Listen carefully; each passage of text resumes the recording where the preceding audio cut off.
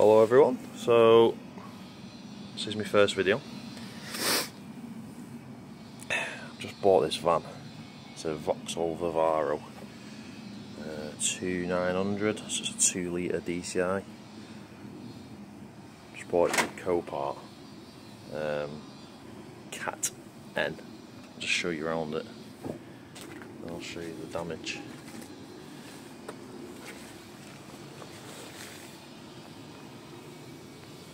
Quite smart.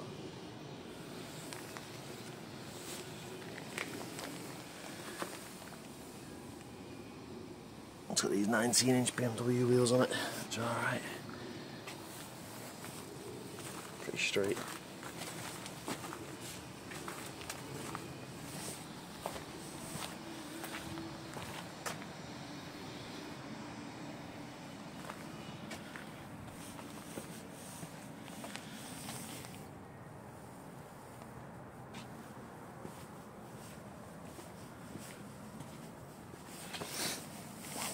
Straight down there, and the damage was basically this on the front bumper, and then when I got it, this had come out, and I've literally just pushed it back in the clips. Yeah, it's not sat right perfectly, so I've got to take the front bumper off anyway. But literally that was it. Show you the inside. The inside was actually minging, but it smells great in. I'll give it a clean up. Clean all the dash. Give it just a quick spruce up. Nothing mad. This is just a seat cover. I'm going to take that off because the seats underneath actually aren't too bad. I'm going to give them a clean up and a wet vac and leave it like that. That I think is I think that's a seat out of a RX-8. I had an RX-8 once, so that's what the triangle up there is for the rotary. But yeah, I mean, it's pretty smart. I've got a couple of problems with it. I'll show you the back actually. I've just got all my stuff in it at the minute. It's just full of dust in here and wires. I'm assuming whoever had it before was a Sparky. It's just all my valeting stuff's in here at the moment. Not set it all up yet. I've just chucked it all in for the sake of having it out of the way.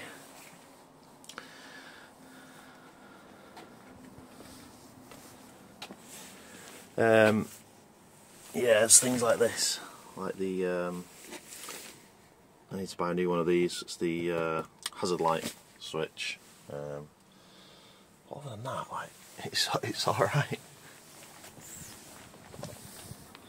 I'll tell you in another video how much I paid for it. So today's job is actually a service. I've got the service kit back.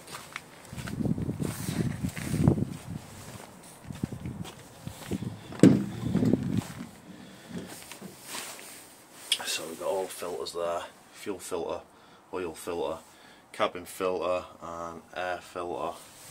And then I've got just some Miller's Trident Professional C3, so hopefully it's the right stuff. I'll find out when I put it in, I guess.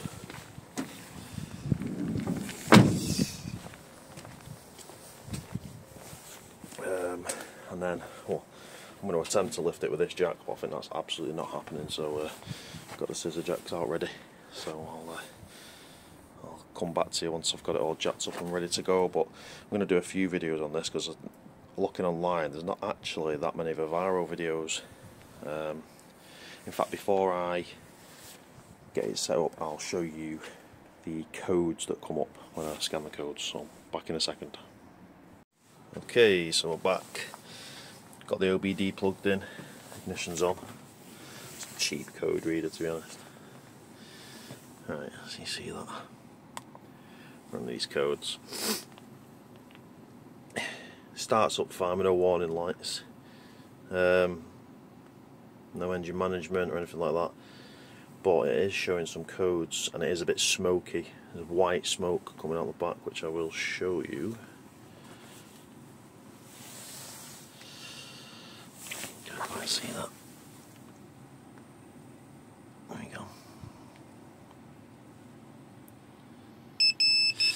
Okay, so it's showing one code, was that? Let's have a look. It was showing 3. Oh, 3, okay, so you got PO380 glow plug heater circuit. Same one again.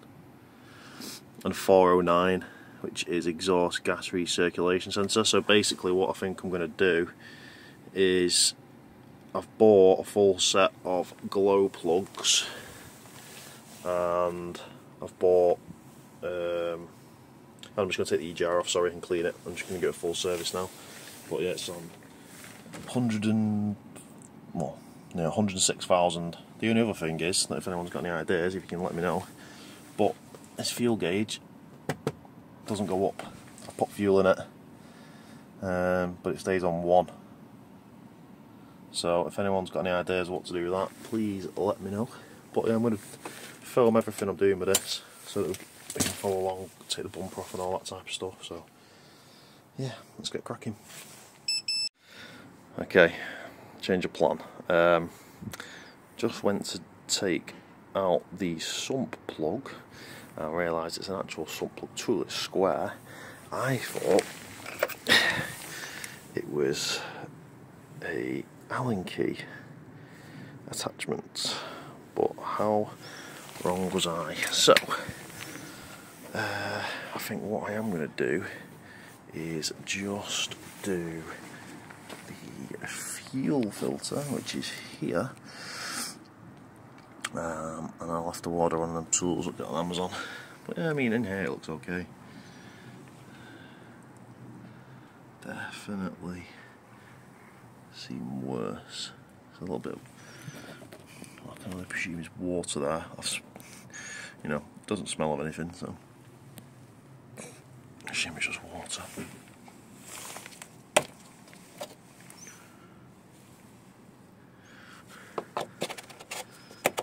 Okay, there, I just need to clean up. Yeah. Get back to you in a minute and we've got this off. Okay, so this is the fuel filter. First time doing this, by the way, so bear with me. Right, I've got a green tab on top. I don't know if you can make that out. There's a little green tab on top to pick off the pipe. You press the 2 green tabs in, and then supposedly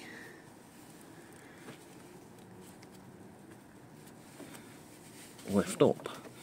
However, it's not quite that easy as it seems. Come back to you in a minute. Okay, so I got it, but because you had to press these green tabs in together, it was just easy for me to use 2 hands and lift it up, so that comes off of here, of this pipe right here. So the next thing we've got to do is take this electrical connector off here. It should just be a case of pull it off like that. Put that out of the way, and then the last one is this one here, which I have no idea how this one comes off. That looks like there might be a little tab on it, maybe. Okay, I think maybe that pulls out. Let me go and try and get this one off and I'll come back again. Okay, so sorry, fast forward a little bit, I didn't get to show it, but that's the fuel that was left in the filter. There's the filter, and there's the housing. I've took the O-ring off as well. Basically, I couldn't get, I don't know what it is, I couldn't work out how to get this off. Maybe I have to lift this white tab. I couldn't find anything online. I'm looking at it now. I think maybe you've got to lift the white tab there. Basically, you just undo this screw here, which is this long one, with a T27. You can't quite see it. It's a T27 anyway. There you go. Focus. Oh, I can't get it to focus. It's a T27. She's a ratchet. Once you do that, you can literally just lift the top off, so you don't need to undo these either. You could just take the top off I suppose you could take them off, but and then yeah, it just slides off where it's held on there, which hold on to this bracket here. So yeah, I'm just going to change the O-ring and the filter over, and then I'll come back. So, new O-rings on there and a brand new filter in. I've put some fresh, just fell over then. Just put some fresh diesel in there. Actually white, the diesel, and that's like yellow. So I'm hoping this is nice and fresh. And yeah, I'm going to put it back on there with a lid and then see where we're at. So in the fuel filler box, this tiny little rubber O-ring came in it. I wasn't sure what it was for, but the bolt that goes in the top had this one on it. This bolt that holds the whole housing in, that goes on the top there. So yeah, if you get one of them, might as well put it on right. Okay, so that's all refitted, all plugged back in, and then what I did is you've got a little, like a drain plug here. What I did is I just put a rag here, undid the drain plug, pumped this until fuel started coming out of here, and then carried on pumping while I was retightening that up, so that should have got all the air out of the system. There'll still be some in there, it'll probably still struggle to start for a minute. But. And then what I think I'm going to do, since I can't do the oil, might as well do the air filter. It's just a case of removing that Torx there, move this out of the way, and then probably just a couple more just to loosen it off. Should be as easy as that. Yeah, so I was right, so literally it was just a case of undo the two Torxes there and there, pulls the filler cap away, and it's just a case of loosening this one and this one, and then as you can see, it lifts up. You lift it up, you take the air filter out. This was mine.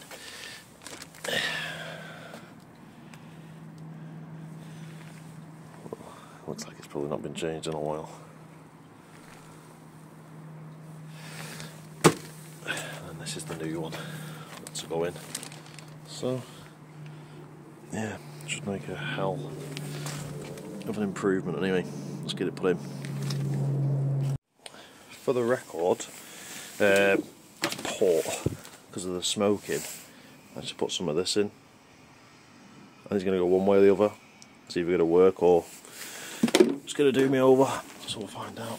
But so air filter's back on, few filters back in, and I think this is where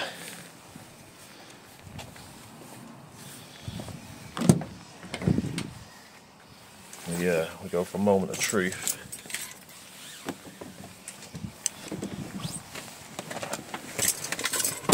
Okay.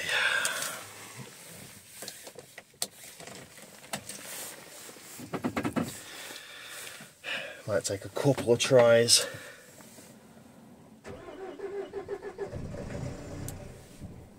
There we go. Try again.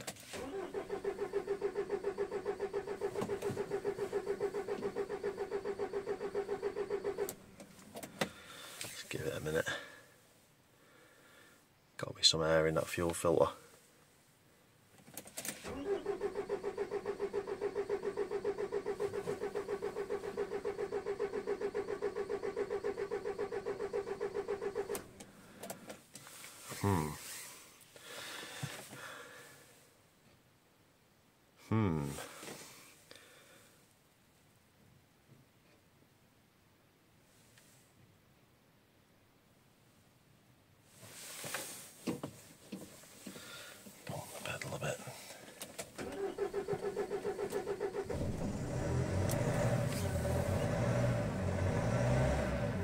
Go on the boys!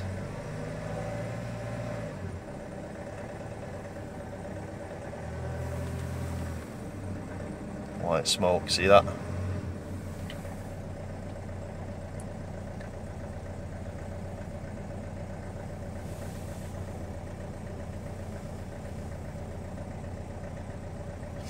It is really cold today.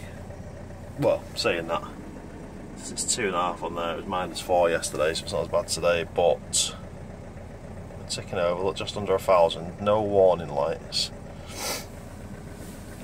But as you can see,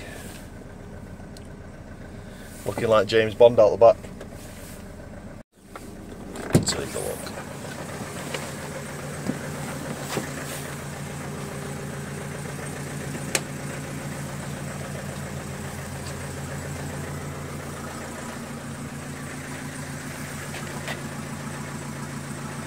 Don't know if the camera's picking it up, but